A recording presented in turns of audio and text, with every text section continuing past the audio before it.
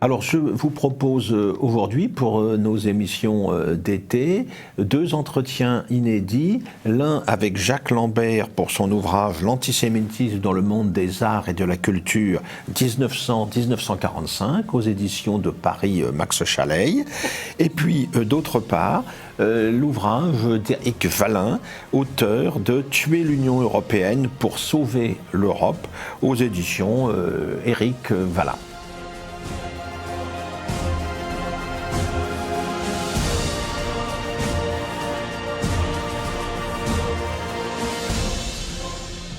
Alors, j'ai le plaisir, chers téléspectateurs, de recevoir aujourd'hui Monsieur Jacques Lambert, qui vient de publier aux éditions de Paris Max Chaleil L'antisémitisme dans le monde des arts et de la culture 1900-1945.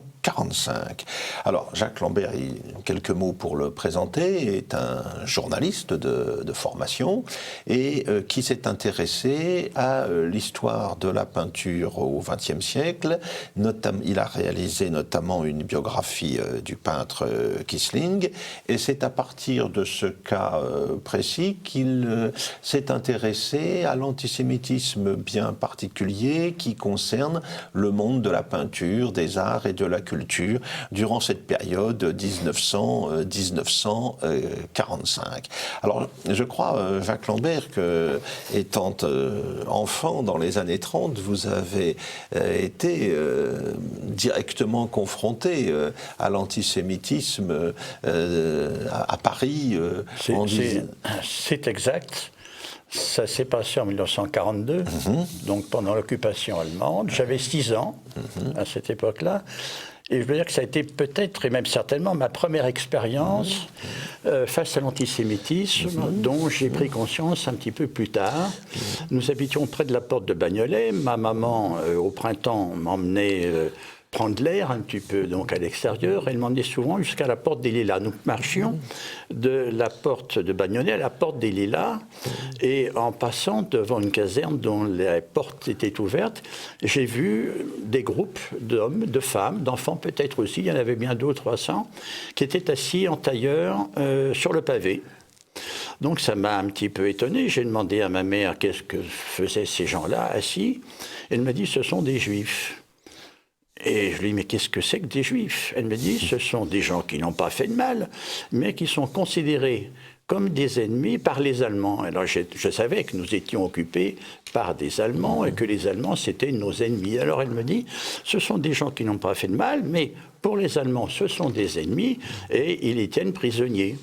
Alors je dis, ils vont rester là longtemps, comme ça, dans cette cour. Elle me dit, ils vont sûrement aller en prison. Pour moi, la prison, c'était destiné, bien sûr, aux bandits, aux assassins, etc., etc. Et donc, nous en sommes restés là, mais cette petite expérience du boulevard Mortier m'a marqué. Et ça a été le début, si vous voulez, d'une prise de conscience de ce phénomène de la haine des Juifs, finalement. Oui, en fait, sans le savoir, vous étiez témoin de ce qui était à l'époque c'était le hasard. La rafle du Veldiv. Absolument, c'était le hasard. Durant cette période. Absolument. Alors, ensuite, vous vous êtes intéressé, je l'ai dit, à l'histoire de la peinture, à l'histoire de l'école de Paris, telle qu'elle se constitue à partir de 1900, en gros, au début du XXe siècle, avec des noms prestigieux. On peut penser à Picasso, par exemple. Mais parmi les peintres qui font partie de cette école de Paris, il y a beaucoup d'immigrés juifs qui viennent d'Europe de l'Est, de Russie notamment. Absolument. Et c'est l'étude de ces cas-là, de ces gens-là, qui vous a inspiré cet ouvrage sur l'antisémitisme dans le monde des arts et de la culture. Alors l'antisémitisme, il faut rappeler rapidement pour nos téléspectateurs que le XIXe siècle a vu se constituer progressivement une idéologie antisémite sensiblement différente de ce qu'avait été pendant des siècles, l'antijudaïsme chrétien classique, je dirais, hein, qui reprochait donc aux Juifs la mort du Christ, on a vu se constituer un antisémitisme populaire qui dénonçait la puissance financière prêtée aux Juifs à travers le personnage évidemment mythique de Rothschild. On a vu se développer tout un courant puissant à la faveur de certains scandales financiers, l'Union Générale, Panama, à la faveur de la publication de certains ouvrages, je pense à La France juive d'Édouard Drummond. Bien sûr, l'affaire Dreyfus va relancer tout cela, sachant que là, il faut peut-être nuancer un petit peu, les anti-Dreyfusards n'étaient pas forcément des antisémites forcenés, mais ils voulaient avant tout défendre l'armée contre ce qu'ils considéraient comme une manœuvre portée par la gauche contre l'institution militaire qui devait rester l'arche sainte de la nation, selon l'expression de l'époque. En tout cas, ce qui se produit au tournant de l'année 1900, à l'époque où Paris est un petit peu une capitale artistique et culturelle de premier plan, il faut rappeler que c'est l'année de l'exposition universelle, c'est l'année où toutes les avant-gardes en matière picturale notamment, si l'on accepte ce qui se passe en Allemagne avec l'expressionnisme, se retrouvent en France. À partir de 1900, vous voyez donc apparaître des réactions vis-à-vis de certains artistes étrangers qui relèvent donc de l'antisémitisme à partir en gros des premières années du siècle dernier. Je crois qu'il est difficile de distinguer un antisémitisme véritable d'une critique des œuvres de ces peintres qui ont bouleversé la tradition picturale française. Déjà, vous le savez, tout le monde le sait, l'impressionnisme avait déjà été considéré comme un scandale par rapport à certaines peintures antérieures. C'était le lot de toutes les avant-gardes, à chaque génération, pratiquement. Absolument. Et ces peintres qui étaient tout jeunes, qui avaient une vingtaine d'années, qui venaient des pays de l'Est, d'Ukraine, de Pologne, de Hongrie, de Biélorussie, les Soutine, les Chagall, etc., en s'installant en France, ont en quelque sorte révolutionné l'art de peindre des formes et des couleurs. Et les critiques d'art de l'époque ont été choqués de cette révolution.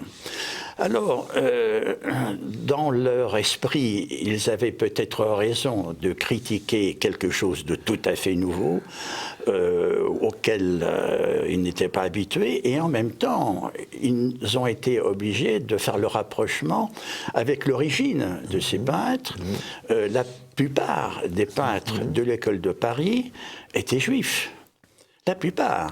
On a recensé dans l'école de Paris, à Paris même, et puis un petit peu en province, environ entre 150 et 200 peintres, pas officiellement, et il y en a bien les 2 tiers au moins qui étaient d'origine juive. Cette proportion-là. Oui. Ils étaient en majorité. Les peintres juifs. Alors on parle effectivement, vous avez cité Picasso qui ne l'était pas, c'est l'un des plus grands. Il y a eu par la suite Dali.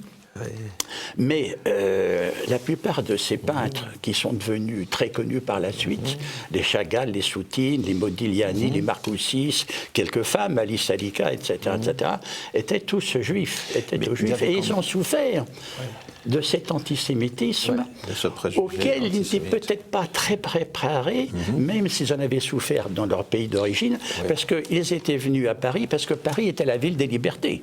Oui, heureux comme Dieu en France. Mais absolument, la fameuse Dieu en France, voilà, que je cite un petit peu dans cet ouvrage. C'était la ville des libertés, et par conséquent, à bon droit, ils pouvaient estimer qu'ils allaient libérer un petit peu leur talent à Paris même. Mais dans ces avant-gardes, on peut considérer aussi qu'il y avait beaucoup de peintres ou d'artistes français. Je pense à des gens comme Matisse, Vuillard, dans le cas des Fauves. Bien entendu. L'expression école de Paris, dont la paternité, semble-t-il, revient à André Varnaud, qui lui-même était peintre, et puis critique d'art par la suite, dans son esprit, l'école de Paris, c'était la rencontre de peintres français.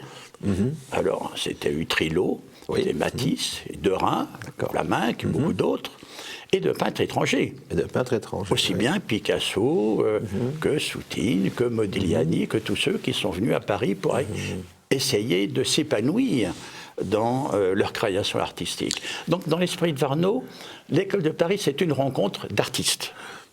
Et puis, il y a aussi le fait que dans ces avant-gardes, si l'on regarde vers l'étranger, il y a aussi des gens comme Kandinsky, des gens comme Malevich, qui eux aussi sont juifs, Kokoschka aussi, je pense, qui eux aussi sont juifs, et donc ce qui permet de faire une sorte d'amalgame et de confondre une certaine avant-garde avec justement une présence juive spécifique dans le monde de l'art. Absolument, absolument.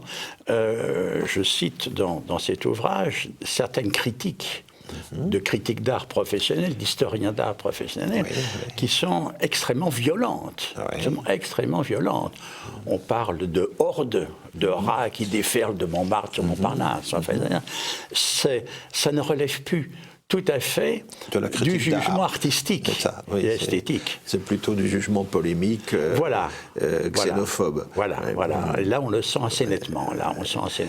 Et alors ces gens-là, ils sont installés là dans deux quartiers de Paris que vous connaissez bien, que vous avez étudiés, c'est Montmartre et puis ensuite Montparnasse, qui sont un peu les deux pôles successifs de cette création originale. Les peintres qui sont arrivés directement à Montmartre, souvent entraînés d'ailleurs par Picasso, comme Modigliani lui-même, n'ont pas supporté les travaux qui, à partir de 1902-1903, ont été, comment dirais-je, enchaînés, engendrés sur Montmartre, parce qu'il a fallu raser un petit peu les fermes, les moulins, enfin, etc. Le métro, il y a eu un métro nord-sud qui a incité aussi tous ces peintres à quitter la butte Montmartre pour aller à Montparnasse.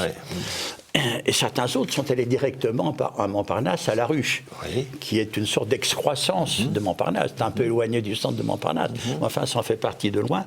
Et Soutine est allé directement à la Ruche de Montparnasse et ont été rejoints par beaucoup de ses amis de Montmartre qui ont déserté à ce moment-là, à partir du nivellement de la butte, ont déserté Montmartre. Et alors, dès avant 1914, donc, il y a une réaction contre cette présence étrangère, contre cette présence juive dans le paysage artistique, et qui s'exprime comment dans des critiques dans la presse. Quelles sont les manifestations que prend cette hostilité? Ce sont des manifestations effectivement artistiques, comme je viens de le préciser, mais qu'on retrouve aussi dans la presse, une presse anti-juive très puissante et qui façonne l'opinion publique, qui en général effectivement n'aime pas beaucoup les juifs, on le voit. Mais il y a aussi, il faut le préciser, des juifs qui n'aiment pas d'autres juifs. Il y a des juifs que je qualifierais d'antisémites. Oui, qui sont assimilés depuis les séfarades n'aiment pas beaucoup les Ashkénazes. Les juifs qui se sentent français, qui sont français, n'aiment pas voir arriver des pays de l'Est, des juifs étrangers. Donc, tout ça a créé un climat à une époque, il faut le rappeler, où les juifs français, c'est la tendance Bernard Lazare, on peut dire, sont très antisionistes et sont au contraire partisans d'une assimilation complète à la France. Ça, c'est un point, évidemment, qui s'inscrit dans ce contexte-là. Beaucoup de ces artistes-là ont tenu à manifester leur attachement à la terre d'accueil en s'engageant au début du conflit. En 1914. En 1914. Certains ont été rejetés, ils étaient trop petits, trop maigres, sous-alimentés, etc. Mais il y en a plusieurs qui sont allés, comme Moïse Kissing, qui ont été embauchés dans la Légion étrangère et qui ont gagné, si je puis dire, leur naturalisation de français à la fin du conflit. Français par le sang versé. Voilà, ils avaient bien devise de la Légion étrangère. Voilà, ils avaient bien gagné leur qualité de français dans les années d'après-guerre. Et alors, cette production artistique identifiée comme juive que lui reproche-t-on précisément? Est-ce qu'on dénonce un art juif particulier que l'on pourrait reconnaître à certains traits spécifiques? Je ne le crois pas. Je ne le crois pas. Simplement, comme je le disais tout à l'heure, ces peintres révolutionnent l'art de peindre, l'art français de la peinture. Ils sont, comment dirais-je, ils sont l'objet de critiques parce qu'ils peignent différemment, parce qu'ils sont juifs, et ils rencontrent aussi une certaine hostilité de leurs collègues non juifs, de leurs collègues athées, catholiques, etc. etc. Donc ils sont dans une mauvaise posture, et ce n'est que beaucoup plus tard, grâce à des gens comme Apollinaire, comme André Varnaud, etc., qu'ils ont peut-être réussi à relever la tête, si vous voulez, et à faire accepter leurs œuvres. Parce que ce que l'on constate aussi à l'époque en France, au moment de la coupure, de la rupture de la guerre de 14, ça va être un apaisement de l'antisémitisme tel qu'il avait pu se manifester à l'époque de l'affaire Dreyfus, parce que les Juifs français sont allés faire la guerre comme tout le monde, ont fait leur devoir comme tout le monde, et il faut attendre les années 30 en fait pour voir réapparaître un antisémitisme beaucoup plus virulent. Hein. Il faut rappeler par exemple les très bons rapports qu'entretenait le grand rabbin Kaplan avec le PSF du colonel de la Roque, par exemple. Absolument. Il y a eu l'antisémitisme virulent de Drummond n'est plus d'actualité dans les années 1920, et d'une certaine manière, c'est l'arrivée massive de Juifs d'Europe orientale qui sont chassés de fait par la révolution russe, par les mesures discriminatoires prises en Allemagne, voire dans d'autres pays comme la Roumanie, la Hongrie, etc., qui fait que dans les années 30, il y a un regain, en quelque sorte, d'antisémitisme. Et dans ce domaine artistique, ça concerne peut-être pas prioritairement la peinture à ce moment-là, mais on pourrait évoquer peut-être le cas du cinéma aussi. Oui. Alors ça, d'abord, je voudrais apporter une précision je vous en prie. qui n'est pas, qui est peut-être superflue d'ailleurs, c'est que Maurras, Charles Maurras, qui était très antisémite, mais d'un antisémitisme qui n'était pas racial, qui est un antisémitisme politique, a reconnu qu'il y avait de bons juifs après la guerre de 14. Il a reconnu qu'il y avait de bons juifs. Donc je crois qu'il faut le dire parce que... tous les antisémites ont toujours leurs bons juifs, hein, c'est bien connu. Vous évoquiez Céline tout à l'heure, qui avait un ami juif. Absolument, qui a eu des maîtresses juives, Louis-Ferdinand Céline. Oui, alors c'est à partir de 1939, à partir de... comment dire, de la déclaration de guerre, lorsque les Allemands ont envahi le pays, le fameux Greven, qui était déjà un producteur connu en Allemagne, à la demande de Goebbels, créé une maison de production avec des fonds allemands pour distraire les Français. Car dans l'esprit de l'occupant, il fallait que les Français continuent à vivre. Oui, puis oublient un petit peu le statut qui était le leur. Voilà, et puis se distraire, comme par le passé. Donc il a bien fallu faire des films, j'en donne la liste un petit peu dans cet ouvrage, avec beaucoup de comédiens sollicités donc par M. Greven, par les Allemands, par l'occupant, pour tourner dans ces films. Et on retrouve souvent les mêmes comédiens, Albert Préjean, Freinet, etc., dont on a du mal à imaginer qu'ils pouvaient systématiquement adhérer à l'idéologie nazie, mais on peut penser aussi qu'ils avaient besoin de travailler. Voilà, oui. Voilà, il fallait bien manger tous les jours. Oui, le cas par exemple des artistes et puis des comédiens français qui sont invités en Allemagne et qui partent en voyage à Berlin. Là, on en a plusieurs. Il y a eu Juillard d'ailleurs, entre autres. Il y avait des comédiens ou des comédiennes comme Suzy Delair, Julie Astor, François Perrier, etc. Ça ne signifiait pas en fait une adhésion en quoi que ce soit à l'antisémitisme dans ce Je crois que s'il n'avait pas été là-bas, ils auraient pu avoir des ennuis, ils auraient pu être l'objet de représailles ultérieures, etc. Oui, de la même manière, on peut difficilement soupçonner une personne comme Arletty aussi de sentiments antisémites, alors qu'elle était... c'est très curieux. Elle est tombée amoureuse d'un officier allemand, elle avait une sensibilité plutôt de proche du PPF de Jacques Doriot, mais...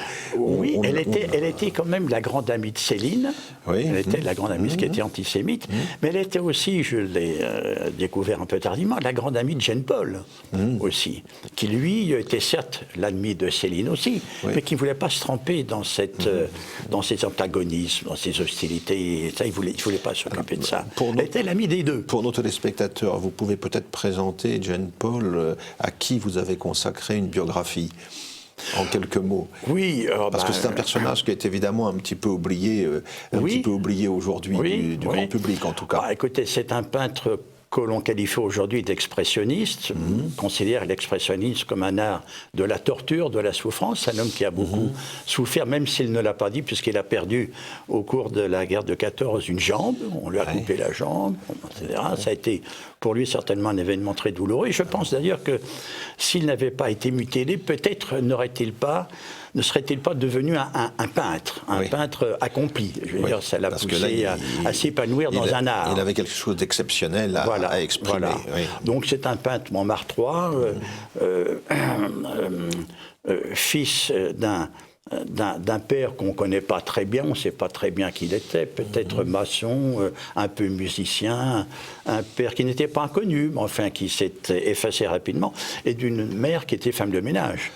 Donc d'extraction modeste, extrêmement modeste et on peut dire autodidacte de la peinture. C'est un personnage montmartrois que certaines personnes vivant encore aujourd'hui ici se souviennent avec une certaine émotion, parce que c'était un personnage extrêmement pittoresque. Et alors, il est un domaine également que vous évoquez dans votre livre qui est intéressant. Ce sont les rapports qui s'établissent pendant l'occupation entre Français et Allemands dans le domaine de l'art lyrique. De l'art lyrique. Ah, de l'art lyrique. Oui. Bien sûr. Oui. Parce que là, est-ce que les Juifs sont exclus de l'opéra? Les Juifs sont exclus de l'opéra. Les Juifs, aussi bien les artistes que les techniciens, les machinistes, etc., sont exclus de l'opéra et de la comédie française. C'est-à-dire les institutions qui sont sous la tutelle de l'État français sont obligées de se séparer des artistes juifs. Mais ça c'est le résultat des décrets antisémites de Vichy de 1940-41 ou est-ce que c'est le fait de pression allemande? Je crois que ce sont les deux. Les deux. Je crois que ce sont les deux. C'est les pressions allemandes qui... comment dirais-je, Goebbels, qui s'occupait beaucoup d'art et de culture, je crois, a mis un peu le holà sur le maintien en fonction de ces artistes et de ces techniciens. Il y a en tout cas une volonté d'écarter les Juifs de la vie culturelle. Absolument. De même qu'on l'a vu dans le domaine de l'histoire avec Marc Bloch, par exemple, qui se voit écarté de sa chaire d'histoire. Évidemment. Et alors, ces Juifs qui appartenaient au monde des arts, de la culture au cours des années 1930, durant la guerre, quelle va être leur attitude? Ils vont être nombreux à rejoindre la résistance? D'abord, beaucoup sont morts. Oui. Beaucoup sont morts. D'autres sont partis aux États-Unis. Oui. Je pense à des gens comme Jean-Pierre Aumont. Ah oui, Jean-Pierre Aumont, l'acteur. L'acteur qui s'appelait Salomon en réalité. Oui. Mais ce qui n'apparaît, je veux dire, ces origines juives n'apparaissaient pas du tout au public. Et pourtant, ils avaient quelques raisons de craindre pour leur vie. Oui. Donc, beaucoup sont partis aux États-Unis et quelques autres, effectivement, plusieurs autres, sont entrés en résistance. Je pense à Raymond Aubrac, c'était pas son vrai nom, donc Oui. c'était juif. Et puis je la cite aussi parce que je trouve que c'est un peu original. La fille de Modigliani Ah oui. est entrée en résistance aussi du côté de Toulouse, dans la région Midi-Pyrénées, quelque chose comme ça. Elle est entrée en résistance, la fille de Modigliani, Jeanne Modigliani, qui était la fille donc d'Amedeo et de Jalais Buterne, que les Italiens appelaient Giovanna Modigliani. Enfin, pour les Français, c'était la petite Jeanne Modigliani. Elle a rencontré l'amour là-bas. Elle s'est mariée, elle a divorcé, elle s'est remariée, etc. Mais il faut bien dire, elle était communiste. C'était une femme très, très à gauche. Très à gauche.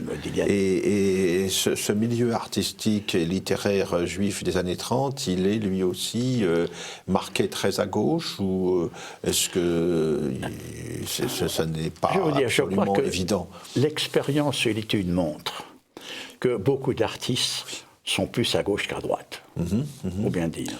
Ils sont plus à gauche qu'à droite. Alors, il peut y avoir des exceptions, mais en général, les artistes, moi je l'ai vu. Oui, durant toute cette période, ils veulent participer en tant qu'avant-garde. Ils ont une fibre sociale, une fibre humanitaire. Une philosophie progressiste qui est alors plus ou moins hégémonique. Et puis la droite et l'extrême droite avaient bien sûr la réputation d'être plutôt antisémites, d'être plutôt contre les juifs. Donc ils se déportaient, si j'ose dire, plutôt à gauche. D'accord, oui. Et alors, que reste-t-il aujourd'hui dans la mémoire française de cet épisode, d'après vous, pour ce qui concerne plus précisément justement cet antisémitisme concernant l'art et la culture? Parce que bien sûr, l'antisémitisme de l'époque est omniprésent dans les médias. On entretient le souvenir de la déportation, etc. Mais pour ce qui concerne plus précisément ce domaine de la culture et des arts, je crois que l'opinion publique d'aujourd'hui a reconnu le talent de tous ces artistes, incontestablement, mais tout le monde sait qu'un nouvel antisémitisme renaît en ce moment en France et en Europe. C'est un petit peu le conflit israélien du Proche-Orient qui a été introduit un petit peu en France. C'est un produit d'importation. Bon, c'est un autre type. C'est autre chose. C'est autre type d'antisémitisme qui, je pense, n'est pas très français. Mais qui est le fait aussi de migrants de minorités qui vont jusqu'à nier la Shoah. De minorités musulmanes. Qui vont jusqu'à nier parfois la Shoah. Voilà. Eh bien, merci beaucoup, Monsieur Jacques Lambert, de toutes ces précisions, de tous ces éclairages sur cette période dramatique de notre histoire. Je rappelle le titre de votre ouvrage, donc Jacques Lambert, l'antisémitisme dans le monde des arts et de la culture, 1900-1945, aux éditions de Paris, Max Chaleil.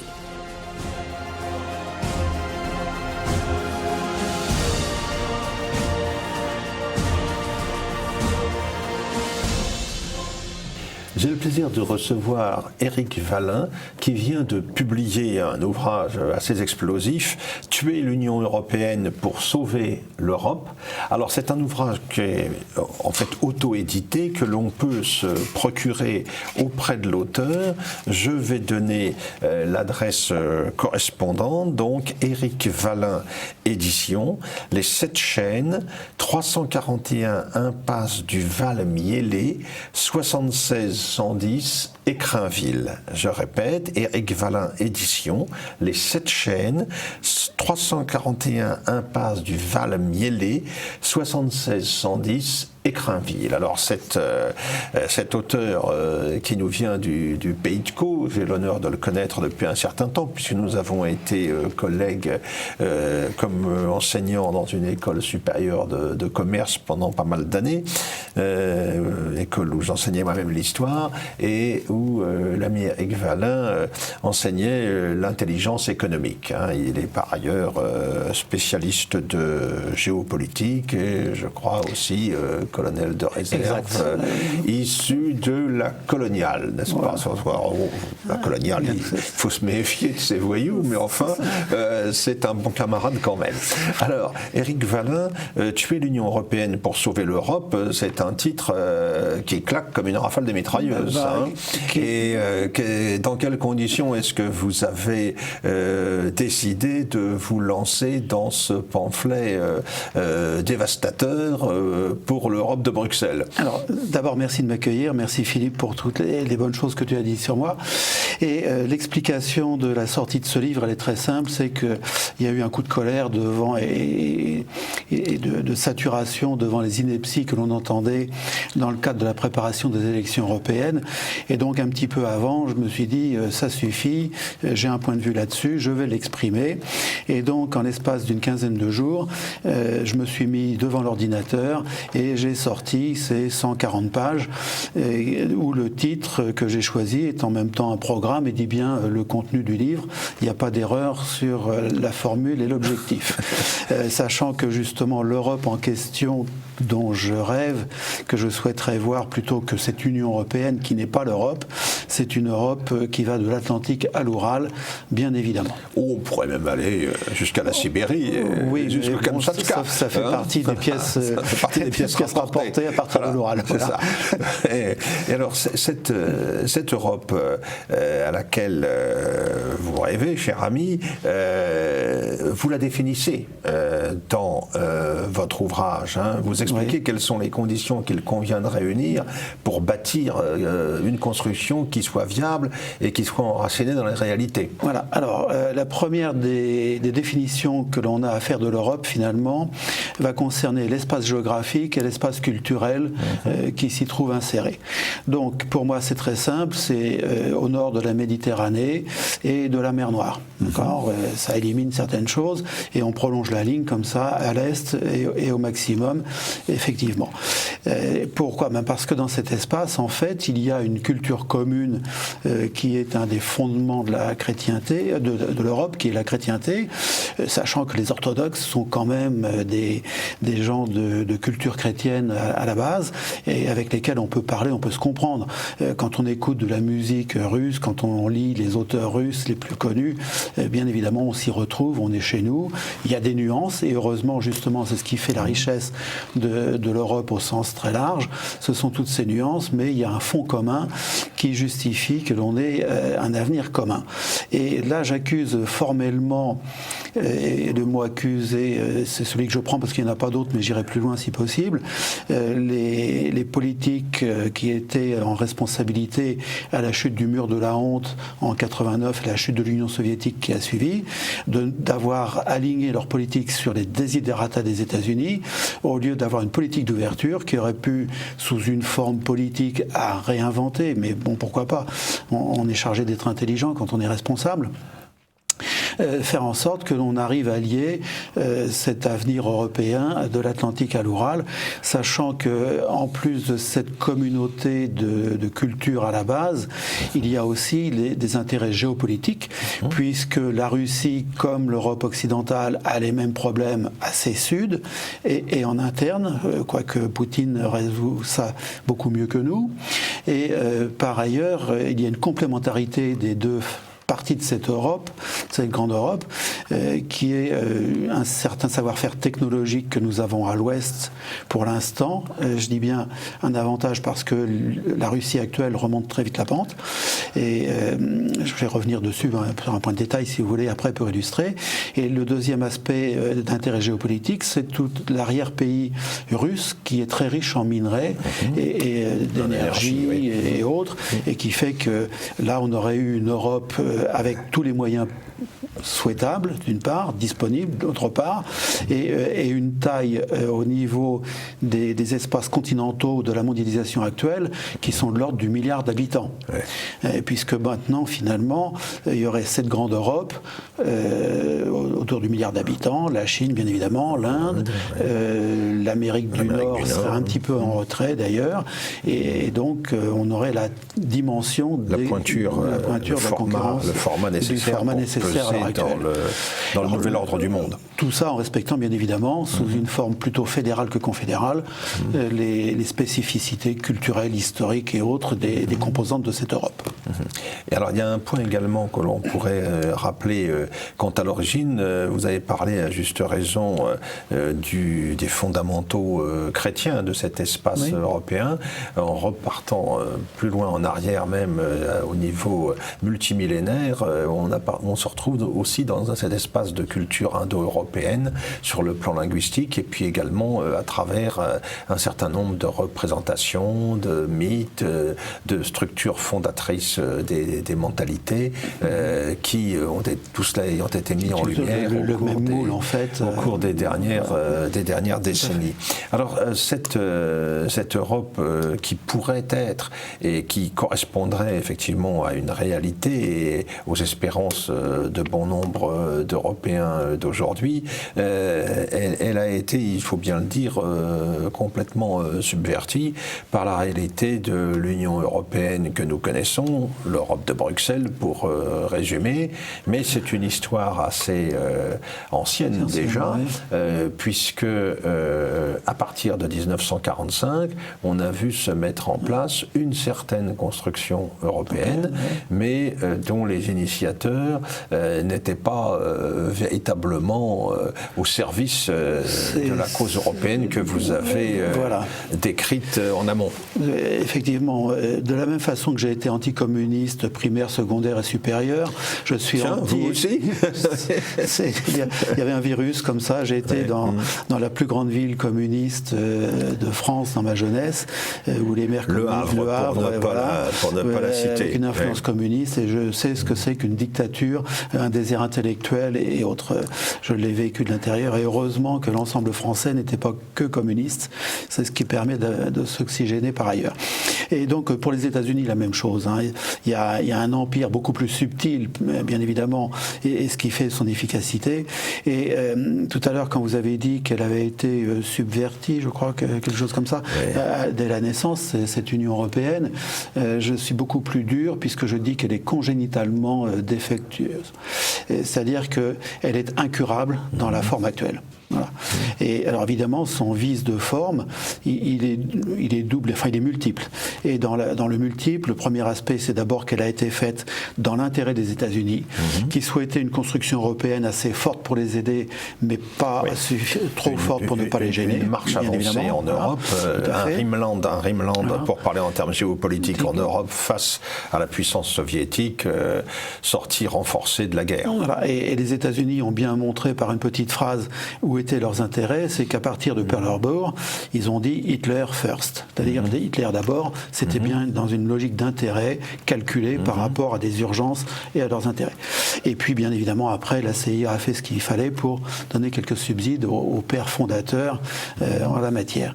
Deuxième vice de forme congénitale à l'Union européenne telle qu'elle est, c'est elle se veut un État, ou elle se veut un État en devenir à l'heure actuelle, alors qu'elle a été construite à l'envers pour cela.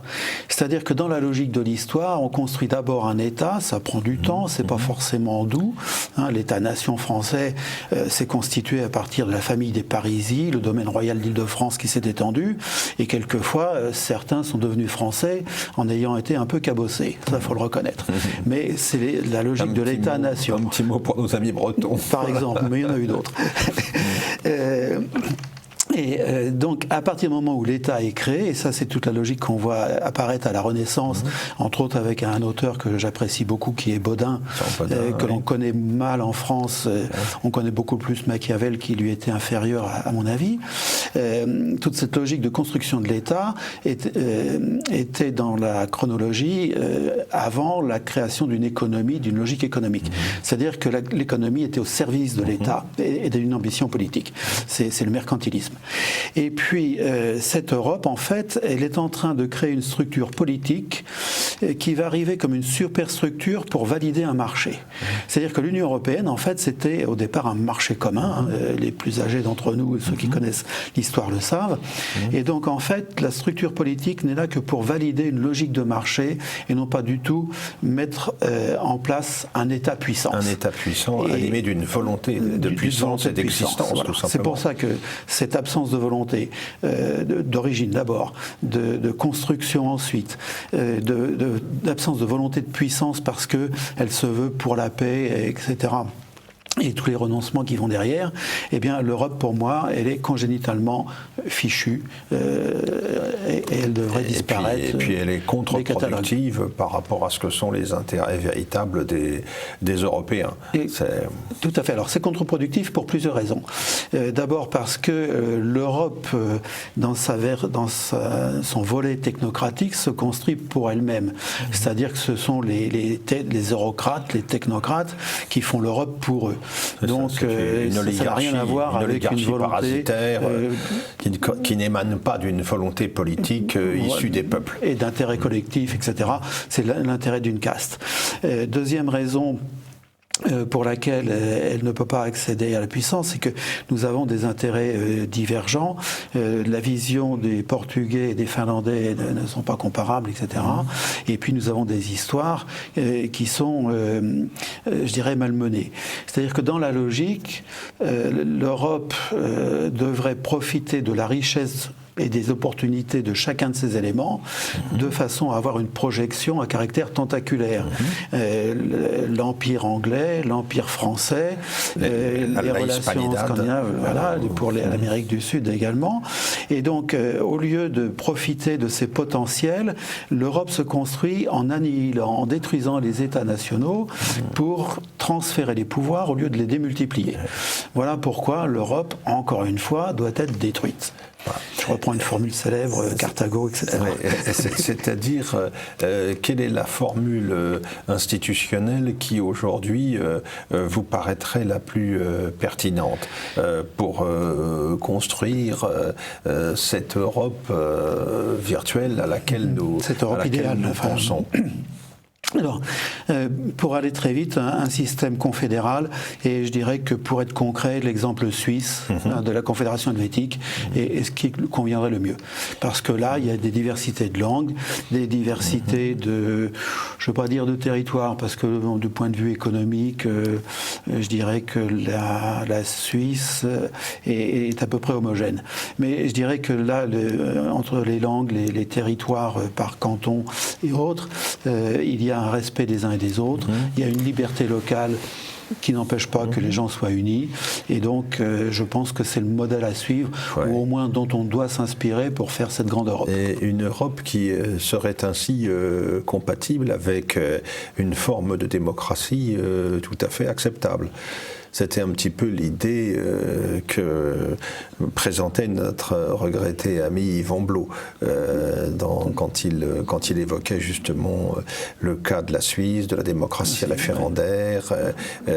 Tout cela, monsieur, nous fait peur, car cela nous renvoie à un populisme dont on sait qu'il convient de se méfier, puisque l'Europe de Bruxelles, elle a des ennemis.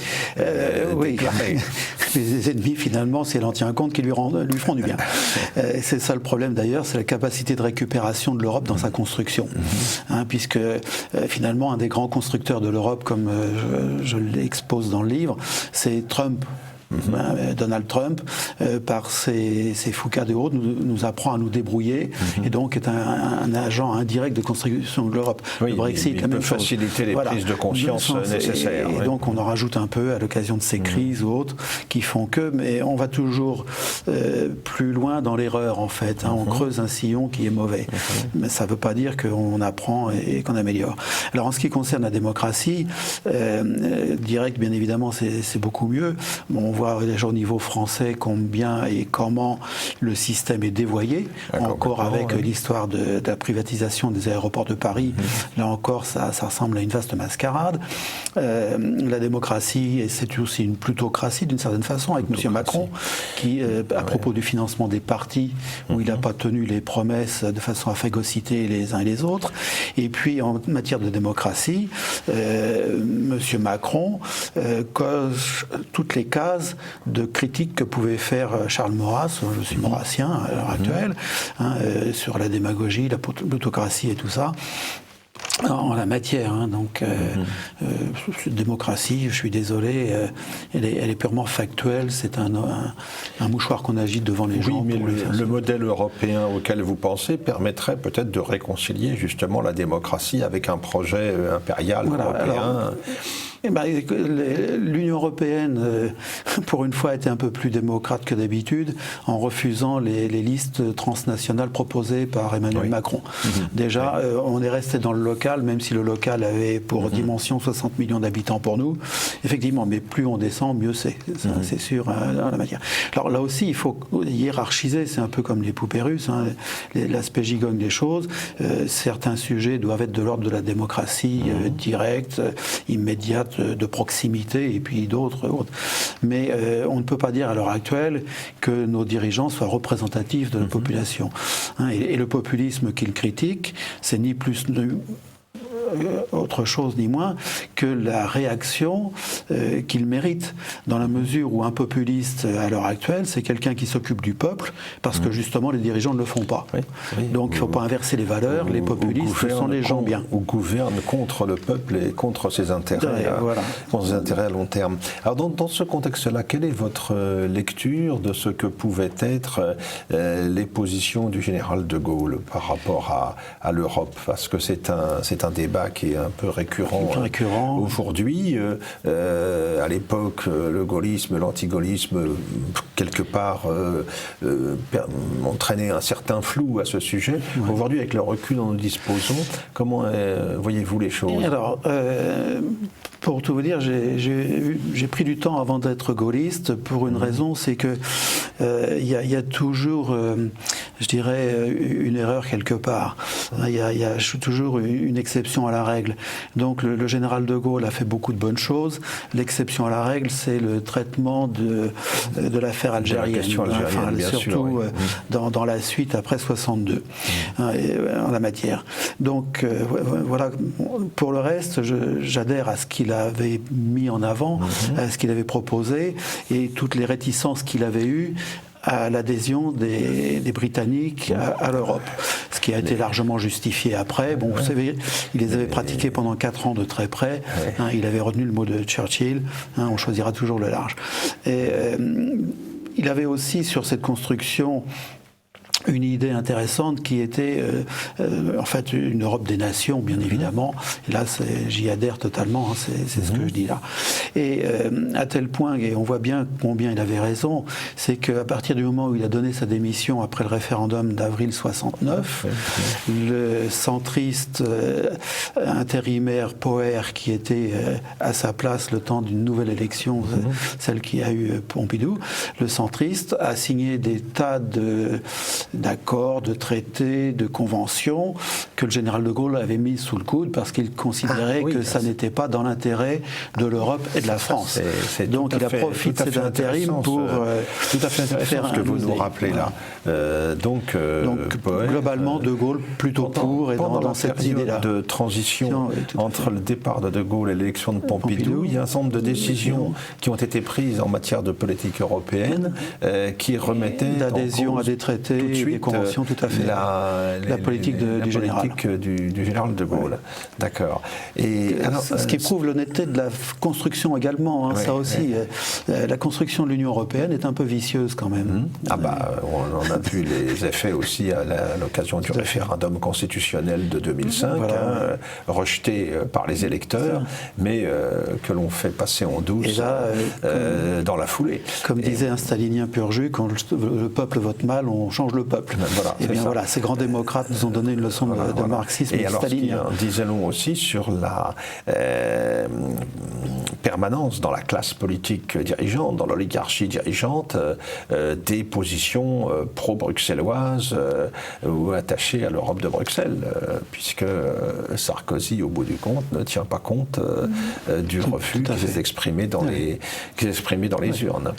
Alors, il y a un point évidemment essentiel concernant cette Europe de Bruxelles, dans les questions qui se posent aujourd'hui, c'est la question de l'attitude vis-à-vis de l'immigration, devenue un sujet majeur. On a essayé de le cacher sous le tapis pendant des décennies. Aujourd'hui, ça y est, la question est ouverte et avec des conséquences assez dévastatrices pour le système. Pour tout le système et pour nous en particulier.